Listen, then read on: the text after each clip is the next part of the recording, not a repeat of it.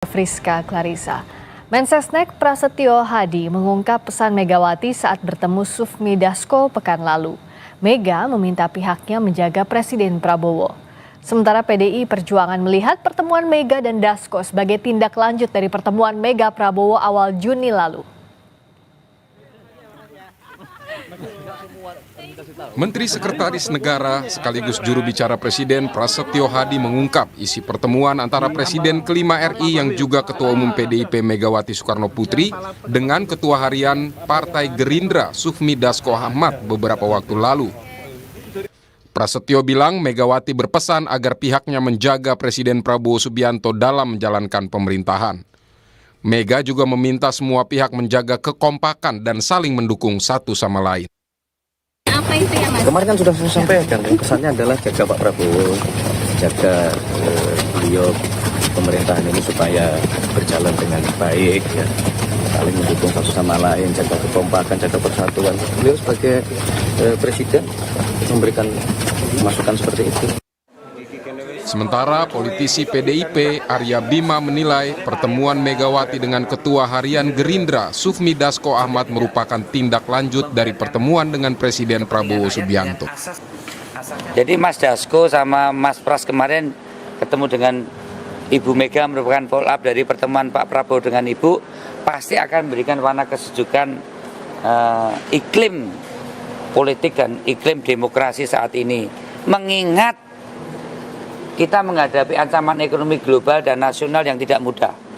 Ya, ini kita rukun saja, bareng-bareng para tokoh seluruh republik ini bareng saja, belum tentu masalahnya selesai. Ya kan?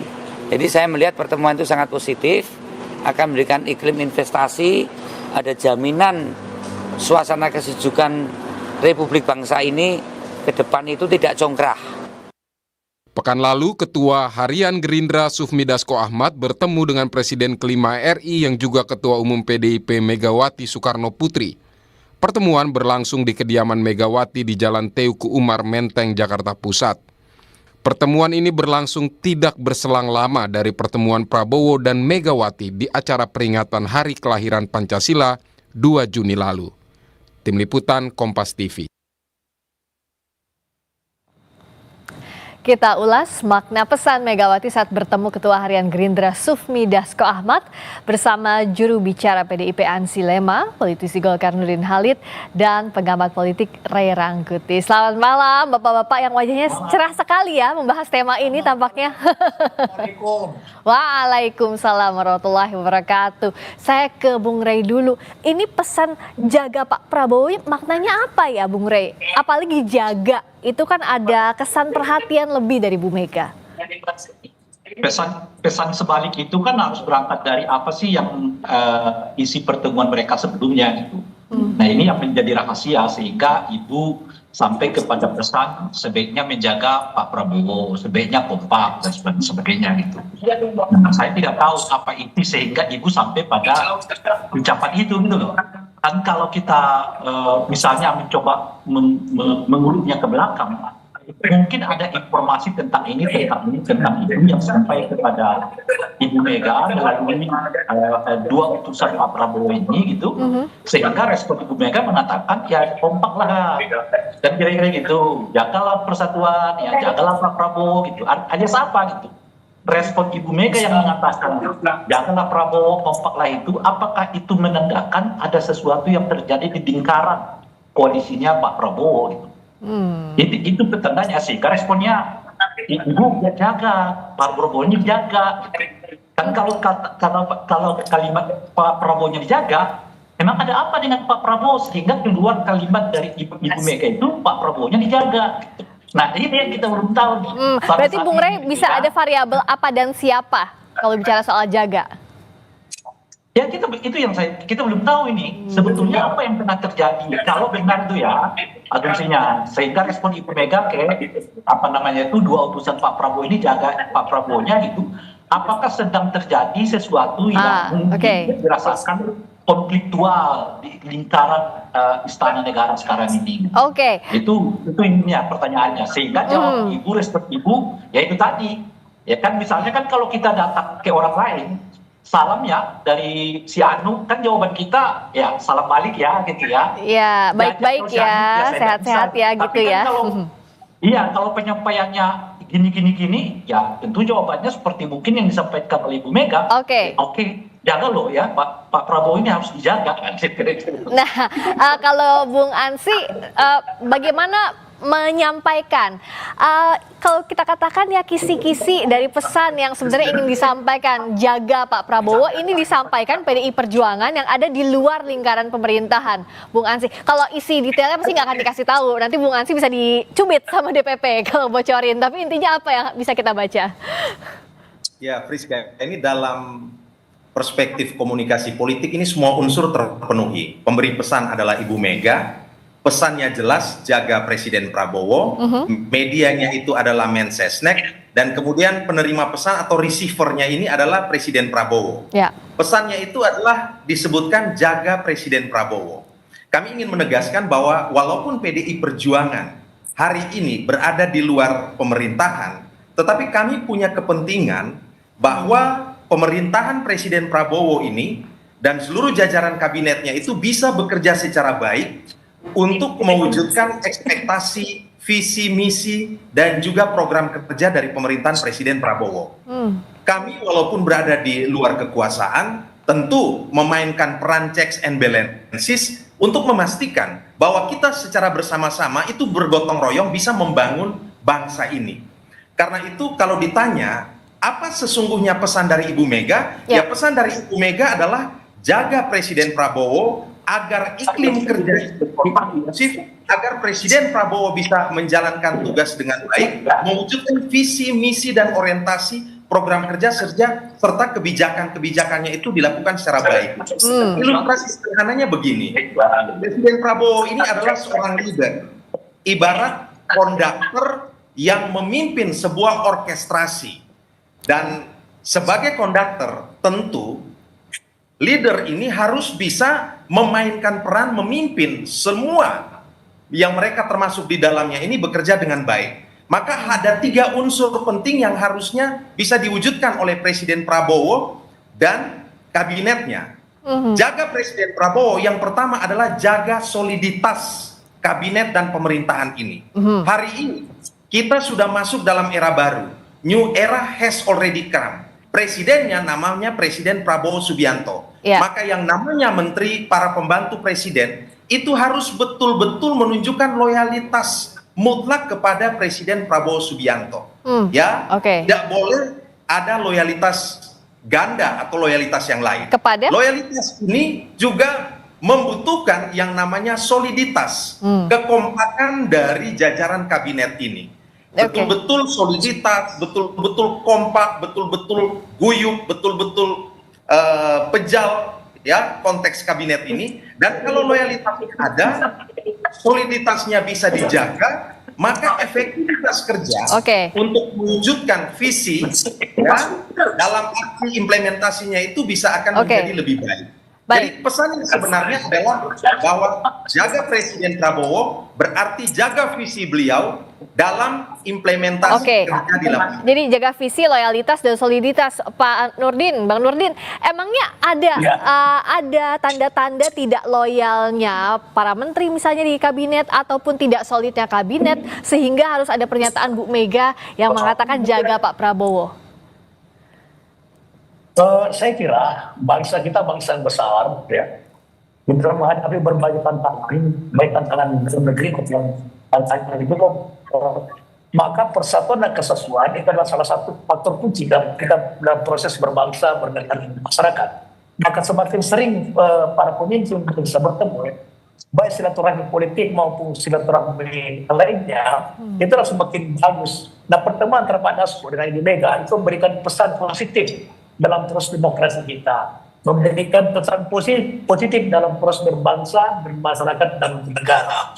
Apapun isi pertemuan itu pesan positif bagi kita melihat daripada pemimpin bangsa seringkali melakukan pertemuan, baik secara pribadi maupun secara politis. Nah, apalagi kalau dikatakan bahwa pertemuan antara Pak Dasko dan Ibu Mega sebagai tindak lanjut pertemuan Pak Prabowo dengan Ibu Mega. Ya. Ibu Mega adalah seorang negarawan yang tentu memberikan pesan khusus tadi. Kita jangan memberikan makna dalam pengertian negatif, dalam positif. Menjaga Pak Prabowo dalam konteks untuk beliau dijaga dalam proses pemimpinannya agar bisa menjalankan programnya, misi-misinya, khususnya atas kita. Sehingga menurut saya pesan Ibu Mega yang 100% pada seorang pesan yang sangat positif dalam proses kita berdemokrasi, dalam proses kita menjalankan seluruh proses ketatanegaraan. Maka itu menurut saya juga salah satu pencerahan demokrasi. Apalagi Pak Prabowo sering memberikan pesan bahwa kita boleh berbeda tapi jangan menciptakan perpecahan. Boleh kita berbeda tapi jangan menciptakan kekerabatan. Boleh kita berpecah tapi persatuan yang kita harus dan pada segala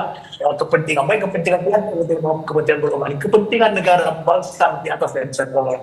Itu sering dipesankan oleh Prabowo. Maka makna positif dari pesan Ibu Mega adalah kita menjawab Pak Prabowo dalam konteks untuk agar beliau bisa secara fleksibel ya sesuai dengan ketatanegaraan menjalankan visi-misinya, cita-citanya dengan baik sehingga bangsa kita tantangan semakin berat tapi kita bisa menghadapi berbagai tantangan itu karena persatuan dan kesatuan. Kalau nampaknya Bung Rey senyumnya manis sekali. Bagaimana memaknai tadi? Ini makna positif untuk Pak Prabowo menjalankan visinya. Tapi tadi juga pernyataan Bung Ansy dari PDIP mengatakan bahwa jangan ada loyalitas ganda dan harus solid di dalam. Bagaimana membaca ini? Jadi sebetulnya pernyataan Bung Ansy itu memberi sedikit clue ya tentang apa yang terjadi di dalam perbincangan antara Ibu Mega dengan dua utusan Pak Prabowo. Apa itu clue? Arah mana, Bang Rey? Kalau Bang Rey kan boleh bebas ngomong, kalau Bung Ansy masih ditahan-tahan nih, nggak boleh dibocorin. Kalau Bang Rey membacanya gimana? Nah pertanyaannya, emang sekarang ini di antara internal Kim itu, apakah sepenuhnya tidak loyal kepada Pak Prabowo atau masih ada yang loyal ke masa lalu misalnya dan sebagainya? Itu kan pertanyaannya. Nah yang kedua mungkin ya karena akhir-akhir ini kita mendengar kemungkinan akan ada reshuffle. Apakah dalam reshuffle ini ada mungkin ya pihak yang merasa dirugikan, merasa dipinggirkan, sehingga katakanlah melakukan semacam manuver-manuver politik gitu ya. Nah isu yang lain itu adalah terkait dengan permintaan purnawirawan TNI untuk memakzulkan wakil presiden dalam ini lagi berat. Nah yang menarik dari peristiwa ini kan hingga hari ini misalnya kita belum pernah mendengar pernyataan resmi atau personal dari orang-orang Gerindra yang menolak rencana ini gitu. Dua partai sudah kita dengar menolaknya. Misalnya Golkar dengan tegas menyatakan menolak, kan Nasdem menyatakan menolak. Tapi Gerindra yang berpasangan dengan Gibran belum memiliki sikap yang terbuka. Apakah mereka menolak rencana pemakzulan itu atau tidak? Nah, jadi kalau kita lihat ruang lingkup yang seperti ini, nah itu yang kita sebut mungkin ada sedikit gejolak di internal koalisi Kim gitu, yang disampaikan kepada Ibu Mega, lalu Ibu Mega merespon mungkin cerita itu dengan mengatakan jaga Pak Prabowo. Jaga Pak Prabowo itu justru kan tidak disampaikan Ibu Mega ke internal PDI gitu. Justru disampaikan kepada utusan utusan dari Pak Prabowo, kan aneh. Kalau sekiranya Pak Ibu Mega mengatakan kepada seluruh kader PDI kita tetap menjaga Pak Prabowo, artinya itu kan ke dalam.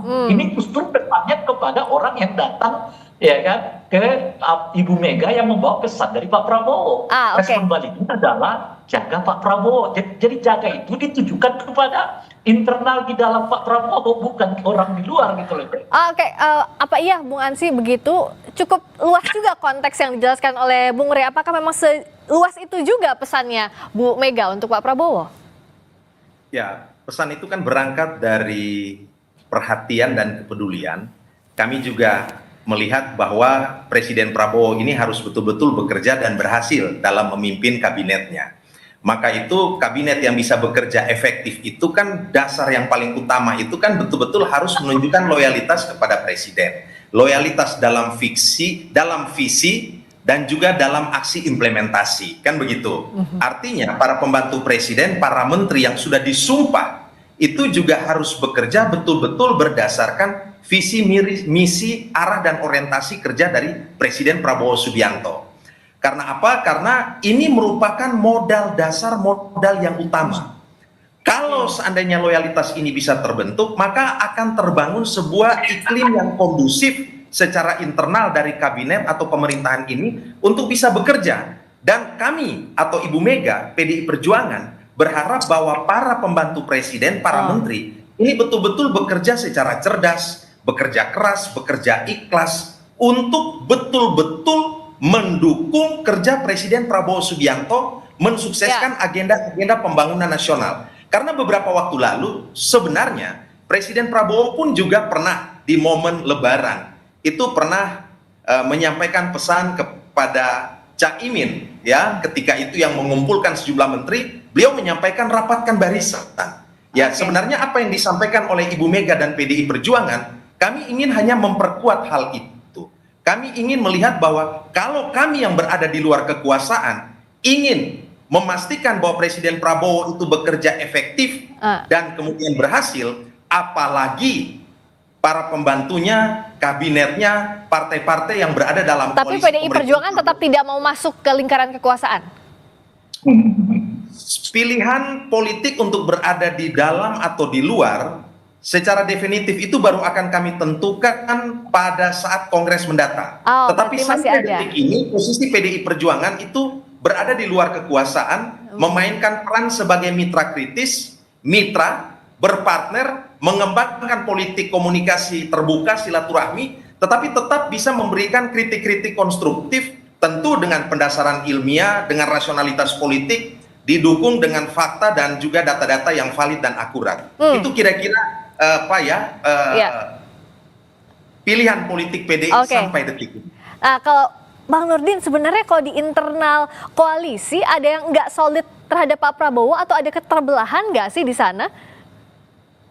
Ya, kalau dalam selama ini kita bisa lihat ya bahwa Pak Prabowo pidato terakhir ketika sidang paripurna kabinet menyatakan mengucapkan terima kasih kepada menterinya atas prestasi yang didapat khususnya dalam 100 hari kepemimpinan Presiden Prabowo. Dengan ucapan terima kasih dan penghargaan tersebut itu pertanda bahwa tidak ada keretakan sama sekali, tidak ada perbedaan yang mendasar. Ya, kalau ada perbedaan, ini perbedaan dalam konteks pekerjaan, tapi bukan perbedaan dalam konteks politik. Ya, dan perbedaan itu kemudian tidak berujung kepada adanya keterbelahan. Nah, oleh karena itu, kalau kita lihat kinerja para menteri sekarang atas pernyataan Bapak Presiden, itu pertanda bahwa terjadi soliditas kekompakan luar biasa oleh para menteri, para pembantu Presiden. Nah, secara politik sama sekali kita tidak melihat bahwa ada sesuatu yang membuat kita bisa curiga atau bisa menyatakan bahwa ada keretakan atau ada yang tidak loyal. Persoalan misalnya ada menteri yang ini kan kita bisa menerjemahkan, menafsirkan karena adanya beberapa menteri yang datang bertemu Pak Jokowi di Solo. Itu sebenarnya bagian daripada di mana beliau adalah seorang pemimpin presiden 2 periode, tidak lebih daripada sebuah penghargaan terhadap pemimpin masa lalu. Bukan dalam konteks bahwa dia menciptakan wilayah ganda, sama sekali tidak ada, khususnya dari Partai Golkar. Partai Golkar itu sangat solid dan apapun jangankan menterinya, seluruh kader pusat Golkar telah diserahkan oleh Pak Bahlil bahwa kita harus solid mendukung apapun yang menjadi program Pak Prabowo dalam konteks untuk meningkatkan posisi bangsa kita di masa depan. Oke, saya minta singkat-singkat dari Bapak-Bapak, dari Bung Ansi dulu.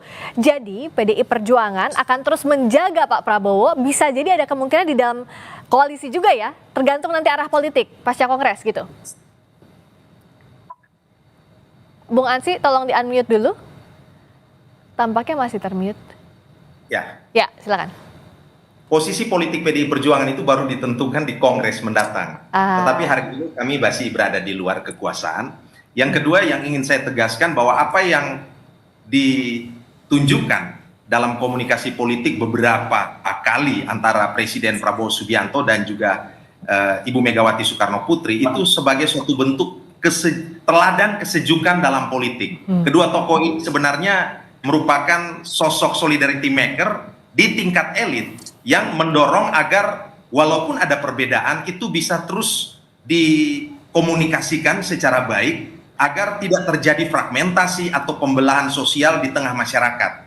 Jadi kami walaupun berada di luar berkepentingan betul untuk bisa menciptakan iklim kondusif bagi pemerintahan Presiden Prabowo, Karena bagi kami suksesnya pemerintahan Presiden Prabowo ujungnya itu manfaatnya juga akan dirasakan oleh rakyat. Dan PDI Perjuangan konsen betul bahwa kesejahteraan rakyat dan juga kemakmuran, keadilan rakyat, ya, salus populi suprema lex itu adalah hukum tertinggi dalam politik. Itu yang paling utama. Oke, kalau dari Bang Nurdin, apakah bisa dipastikan pesan itu bukan gangguan dari internal? Tapi internal juga akan yakin bahwa tetap menjaga Pak Prabowo. Singkat saja, Saya silakan. kira tidak seperti itu ya.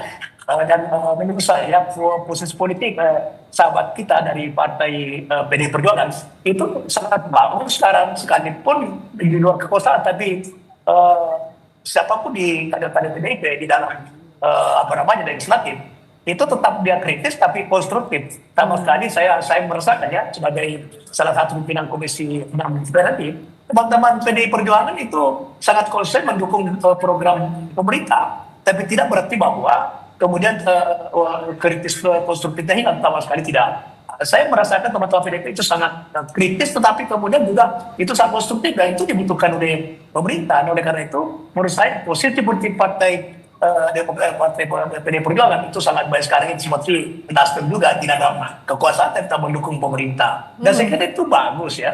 Jadi di luar kekuasaan tidak berarti bahwa oposisi, karena negara kita dengan sistem negara kita itu tidak mengenal namanya oposisi. Ya, menurut saya Bung Hansi itu posisi PDI Perjuangan sekarang sangat baik ya, khususnya di legislatif yang kami bersama teman-teman PDI Perjuangan itu sangat bersatu kompak mendukung pemerintah, tapi tidak menghilangkan daripada kritik-kritik yang konstruktif dari sama-sama kita maupun partai-partai termasuk partai golongan tadi.